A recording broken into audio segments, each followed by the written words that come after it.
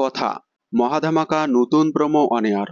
আবারও কথা ধারাবাহিকের ধুমধারাক্কা নতুন প্রোমো সামনে আসলো।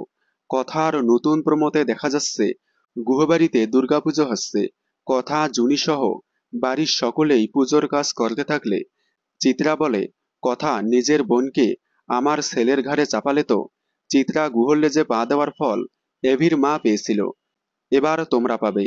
এই কথা বলে চিত্রা বাড়ির ঝাড়বাতির দড়ি কেটে দিলে ঝাড়বাতির নিচে জুনি কাজ করতে থাকলে ঝাড়বাতি জুনির গায়ের উপর পড়তে থাকলে কথা জুনি বলে দৌড়ে গিয়ে দড়ি টেনে ধরে।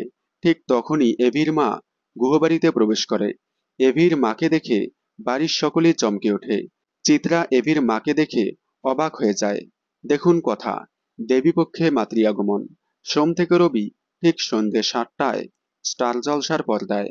বাংলা বিনোদনের সকল আপডেট সবার আগে পেতে চ্যানেলটি সাবস্ক্রাইব করে পাশে থাকা বেল আইকনটি বাজিয়ে দিন।